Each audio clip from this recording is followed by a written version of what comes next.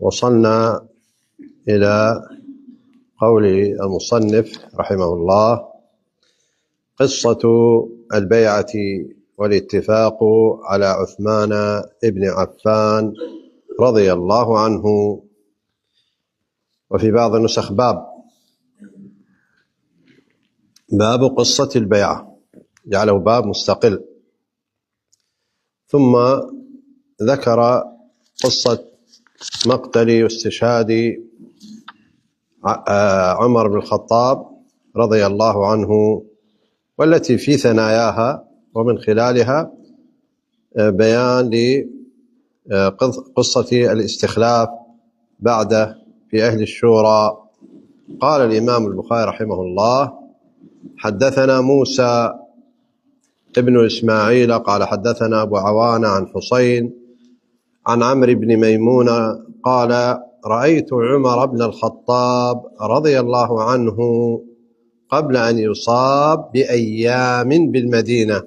قبل أن يصاب يعني قبل أن يطعن، لما كان هو في صلاة الفجر فطعنه أبو لؤلؤ المجوسي، وجاء في بعض الروايات ب4 أيام قبل أن يصاب بأيام، جاء في بعض الروايات ب4 أيام.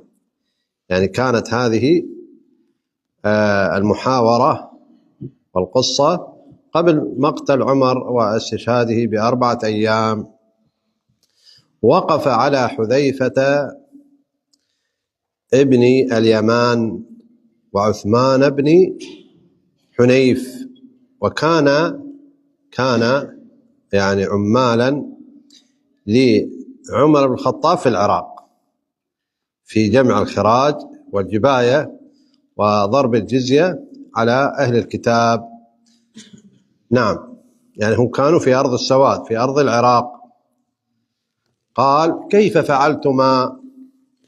يعني يسألهم عن عملهم هناك في العراق، وهذا من حرصه رضي الله عنه، وهذا يدل على متابعة عمر بن الخطاب يعني عماله ووزرائه الذين كانوا في الأمصار. كان يتابع أعمالهم ويسألهم: ماذا فعلتم؟ كيف أخذتم؟ ماذا أخذتم؟ كثير قليل؟ كيف كان الناس؟ ماذا يقولون؟ وهكذا رضي الله عنه، لأنه كان رضي الله عنه كان أمير للمؤمنين لأكبر دولة، الشام والعراق والمدينة والكوفة ومصر وخراسان إلى آخره. نعم. قال: كيف فعلتما؟ أتخافان أن تكونا قد حملتما الأرض؟ قيل الأرض يعني معنى أهل الأرض هناك، يعني هل جعلتم عليهم جباية كثيرة قليلة؟ وقد يكون من أهل الكتاب، لأن أهل الكتاب واجب عليهم إيش؟ الجزية. ماذا أخذتم؟ كما أخذتم؟ وهكذا. قد حملتم أو حملتم الأرض ما لا تطيق، يعني أخذتم زائد. قال: حملناها أمرا هي له مطيقة، يعني على حسب الاستطاعة، ما فيها كبير فضل، يعني ليس بالكثير، ما أخذنا منهم خراجا كثيرا. قال: انظرا، وهذا من باب التأكيد، أكد عليهم الأمر. قال: انظرا أن تكون حملتما الأرض ما لا تطيق. قال: لا. فقال عمر، لا انتهت، هو عنده محاورة مع عماله، سألهم: كيف عملكم هناك؟ ماذا تأخذون؟ كما أخذتم زيادة؟ حملتم الناس فوق الطاقة؟ وهذا من عدله وإنصافه ومن باب متابعته عماله ووزرائه في الأمصار رضي الله عنهم. انظر إلى هذه الكلمة العظيمة لعمر بن الخطاب. قال: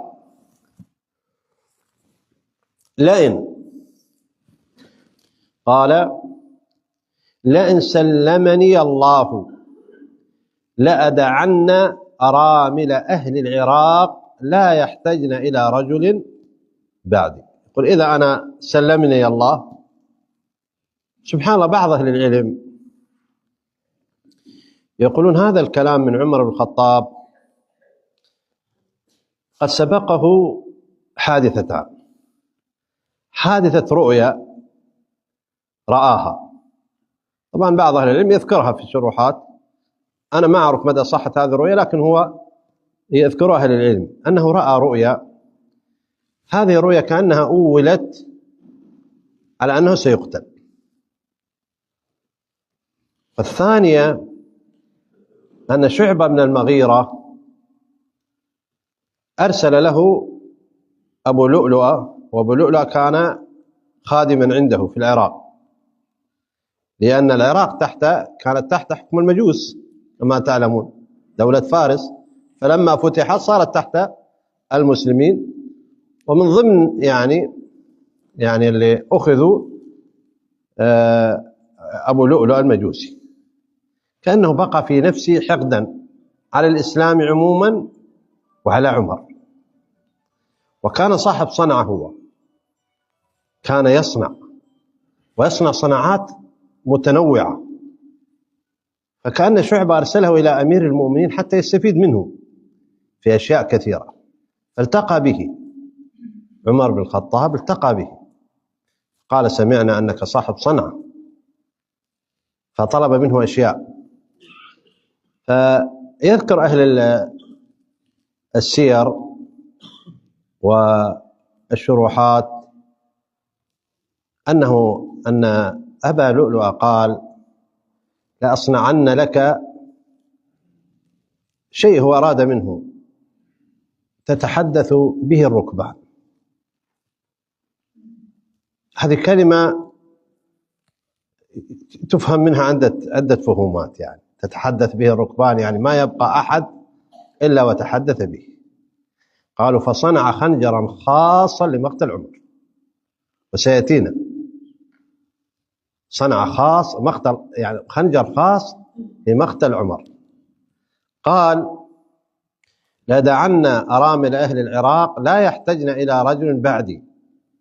فقيل هذا فيه سياسة اقتصادية لعمر بن الخطاب، يعني عمر بن الخطاب وهو ثاني خليفة بعد أبي بكر رضي الله عنه، وأخذوا ذلك من النبي عليه الصلاة والسلام، فوضع سياسة يعني فيما يتعلق بالحروب، كيف يقاتل وكيف حروب وكيف توزيع الجيوش، وفي نفس الوقت سياسة اقتصادية، وفيه فيه يعني استشعار بمسؤولية، واستشعار بالعوائل الفقيرة، واستشعار بالأرامل، ويريد أن يضع خطة بحيث أنه لا تبقى أرملة محتاجة، والغالب أن الأرملة يكون تحتها رعايتها يتامى. فانظر إلى عمر كيف ينظر للعوائل الفقيرة، وخصوصا أن كثير من الأرامل ربما بسبب الجهاد، يعني كان هذا الأمر بسبب أن الأزواج قد استشهدوا في المعارك. فعمر بن الخطاب يضع ويكون من ضمن أولويات هذا الأمر رعاية العوائل المتعففة الفقيرة، الأرامل، اليتامى، وهو في المدينة ويفكر بأهل العراق. يقول: إذا بقيت سلمني الله سأضع خطة اقتصادية بحيث أنه هذه الخطة توزع توزيعا بحيث أن الأرملة يأتيها في بيتها ما يسدها عن الرجل، يعني لأن الأرملة ليس لها كاد يكد لها. فانظر إلى هذه السياسة الاقتصادية وهذا يدل على أن العراق قديما معروفة بأرض السواد، وفيها خيرات لو استغلت استغلال صحيح ما يبقى محتاج ولا فقير ولا أرملة محتاجة ولا شيء.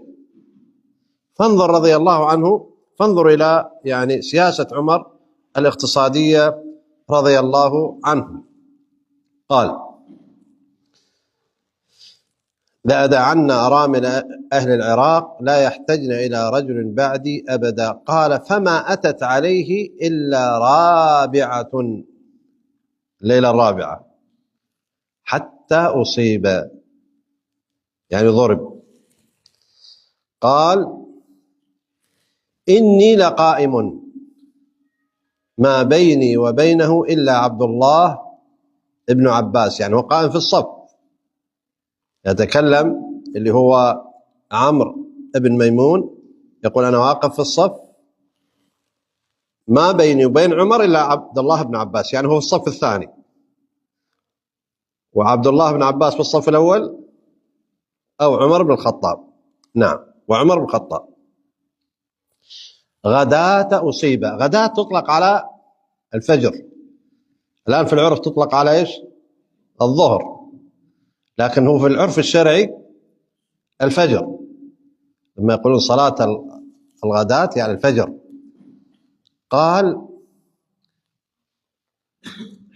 وكان إذا مر بين الصفين قال: استووا.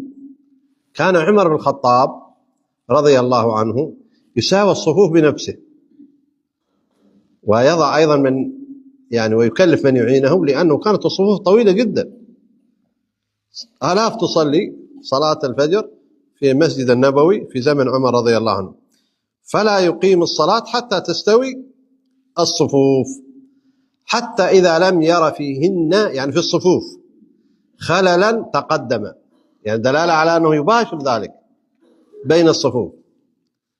قال: تقدم فكبر، وربما قرأ سورة يوسف أو النحل أو نحو ذلك في الركعة الأولى. طبعا السنة في صلاة الفجر الإطالة،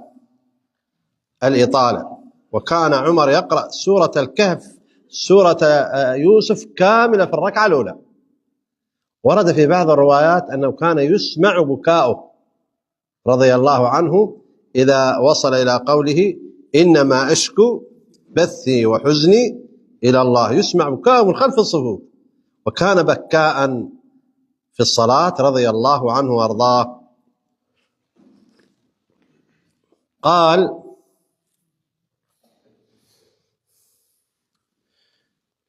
في الركعة الأولى قال: حتى يجتمع الناس، كان يطيل في الركعة الأولى حتى المتأخر ايش يدرك الركعة الأولى.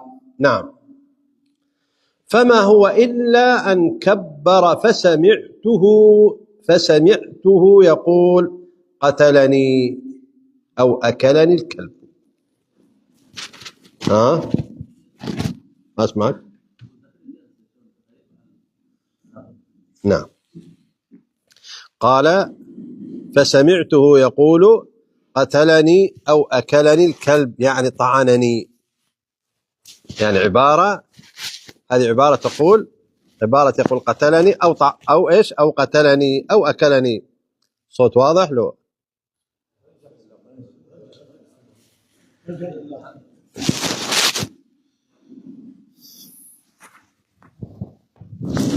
نعم.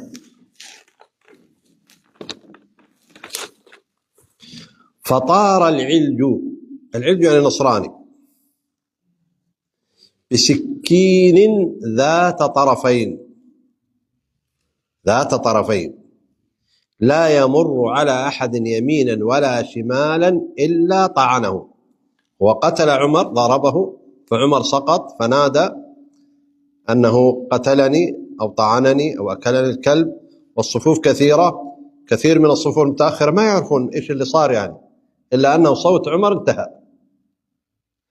فهذا لما ضرب عمر الآن أراد أن يشق الصفوف، فيضرب يمينا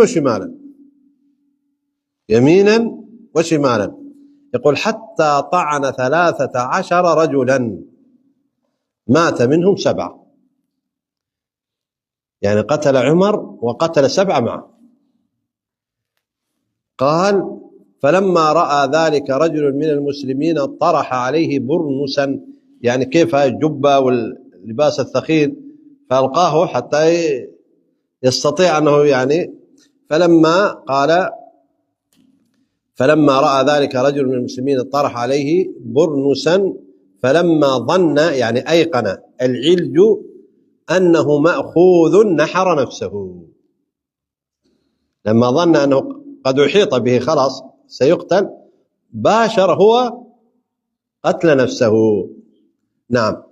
وتناول عمر يد عبد الرحمن بن عوف فقدمه. وانظر إلى عظم هذا الأمر. مع ذلك الصحابة لم يتركوا الصلاة. لك أن يعني تستشعر ذلك.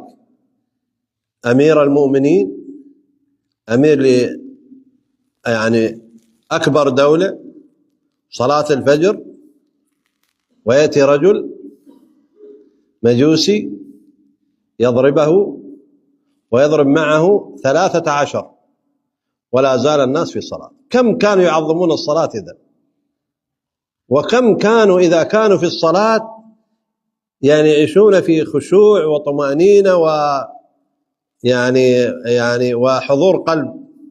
تصور هذه الحادثة ولا زال الناس في صلاة. كذلك انظر إلى حرص عمر إلى إتمام الصلاة. هذا يدلك يا أخوة على أن الصحابة رضوان الله عليهم يعني لا مثيل لهم بعد الأنبياء. لو هذه الحادثة أو ربع هذه الحادثة أو شيء يحدث، الناس تترك الصلاة وتهرب يمين وتهرب شمال، لكن الناس في صلاة. فأخذ يد عبد الرحمن فقال يعني أكمل الصلاة. قال فقدمه. فمن يلي عمر فقد رأى الذي أرى يعني الذي يلي عمر رأى الحادثة. وأما نواحي المسجد فإنهم لا يدرون، غير أنهم قد فقدوا صوت عمر. هم في صلاة وهم يقولون سبحان الله سبحان الله، يعني كأنهم يفتحون على الإمام. نعم. قال فصلى بهم عبد الرحمن صلاة خفيفة، فلما انصرفوا قال يا ابن عباس انظر من قتلني. لأن ابن عباس كان وراء عمر. كان ابن عباس رضي الله عنه كان شابا لا زال في مقتبل العمر، وكان عمر يعني كان مجلس عمر من علماء الصحابة، يقرب علماء الصحابة ويستشيرهم، ومنهم عبد الله بن عباس كان يستشيره ويحضره مجلس كبار يعني المقربين الذين يستشيرهم. وكان في الصلاة يصلي خلفه. ابن عباس كان يصلي خلف عمر بن الخطاب. فقال انظر من قتلني. فجال ساعة، يعني لا يعني برهة من الزمن، ما المقصود 60 دقيقة، يعني لما تقصى الأمر. ثم جاء فقال غلام المغيرة الذي هو كان خادم عند شعبة بن المغيرة أو المغيرة بن شعبة. نعم. قال الصنع يعني الصناع، هذا اللي قال راح أصنع لك شيء وكذا تتحدث به الركبان. كان له عدة صناعات من ضمنها صناعة السيوف نعم. قال نعم. قال قاتله الله لقد أمرت به معروفا، يعني هو صنع له معروف لكن قابل المعروف بالإساءة.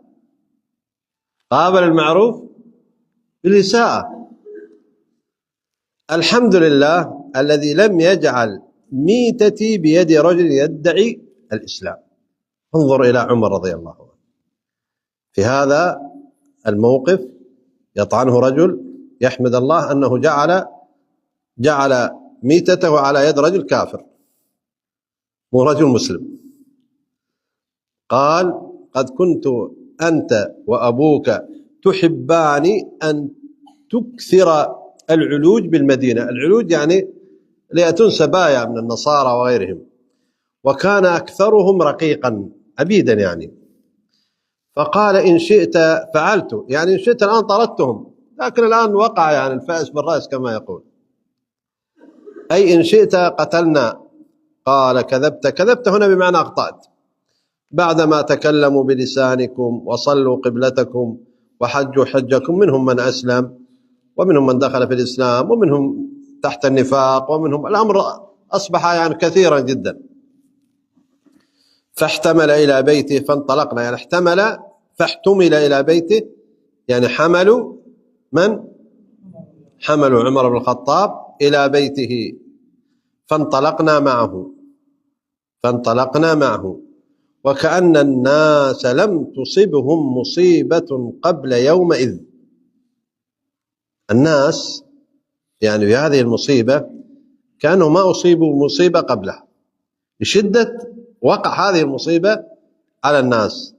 فقائل يقول لا بأس، وقائل يقول أخاف عليه. يعني الناس تحدثوا، منهم من قال الأمر طيب وإن شاء الله يشافى، ومنهم من قال الأمر خطير. فبينما هم في ذلك أتوا بأطباء، لأنهم أيضا كان عندهم أطباء على ما هو معروف عندهم. فأتي بنبيذ، يعني لما أتوا بالطبيب فقال اعطوه عصير يعني معين، فشربه فخرج من جوفه، دلالة على أن المعدة قد مزقت، يعني ما بقي شيء، فخرج من جوفه. ثم أتي بلبن فشربه فخرج من جرحه، فعلموا أنه ميت. يعني هذه الإصابات الخطيرة يعني قراء على أنه لا يرجى شفاؤه. فدخلنا عليه وجاء الناس يثنون عليه بمعنى أنت خليفة الرسول صلى الله عليه وسلم، وأنت قدمت الإسلام، من باب يعني يزرعون الطمأنينة في قلبه. وقال وجاء رجل شاب فقال ابشر يا أمير المؤمنين ببشرى الله لك من صحبة رسول الله صلى الله عليه وسلم وقدم في الإسلام، يعني أنت من الأوائل ومن صحابة الرسول صلى الله عليه وسلم، ما قد علمت ثم وليت فعدلت، ثم شهادة. قال وددت أن ذلك كفاف لا علي ولا لي. وهذا يدلك على يعني عدم الاغترار بالعمل، وعدم الاغترار بالتزكيات، عدم الاغترار بالعمل وعدم الاغترار بالتزكيات. عمر بن الخطاب يخاف، يقول كنت أتمنى لا لي ولا علي، أنه يحشر لا لي ولا علي، وهذا من شدة خوفه رضي الله عنه. فما تأثر يعني هو بثناء الناس وبمدحهم. قال فلما أدبر إذا إزاره يمس الأرض. وانظر إلى هذه الفائدة العظيمة. قال ردوا علي الغلام. قال ابن أخي، يعني يا ابن أخي ارفع ثوبك فإنه أبقى لثوبك وأتقى لربك. في هذه الحالة أمير المؤمنين يقتل وتصاب الأمة بمصيبة عظيمة جدا، ويأتيه شاب يعزيه ويبين له، ثم هذا الشاب كان ثوبه طويل فقال ردوه عليه، ويعلمه السنة، فيقول له ارفع ثوبك، أبقى لثوبك حتى ما يكون يمس الأرض فيتمزق، وأتقى لربك، يعني رفع الثوب من باب التقوى. رفع الثوب يا أخوة، رفع الأزار عن الكعب، هذا من باب التقوى لله جل وعلا. هذا فهم من يا أخوة؟ هذا فهم الصحابة، هذا فهم عمر. الآن الناس تستهزئ بذلك، يعني البنت تلبس ثوب قصير، الأمر طبيعي وعادي وحرية، لكن الشاب إذا قصر ثوبه إلى الكعب يبدأ يرمى بالأبصار وباللسان. في مجتمعنا المجتمع الذي ينبغي أن يكون يعني أحرص الناس على سنة النبي عليه الصلاة والسلام. انظر عمر بن الخطاب يطعن في المسجد ويطعن معه 13، ومصيبة كبيرة، ومع ذلك يعلم شاب أن السنة رفع الأزار فإنه من التقوى. فإنه من التقوى. يعني لو مصيبة أقل من هذه المصيبة ورجل تكلم مع الناس على السنة لقالوا نحن في أي حال وأنت في أي حال، صح؟ نحن أين وأنت أين. عمر بن الخطاب في هذه الحالة، في هذا الأمر، في هذه المصيبة الكبيرة، مع ذلك ما يترك الدعوة إلى الله جل وعلا والدعوة إلى سنة النبي عليه الصلاة والسلام. كم صار؟ نتوقف قليلا حتى الأخوة اللي تعبوا، بعض الأخوة نعسوا، يستطيع أن ينصرف أو يبدل مكانه.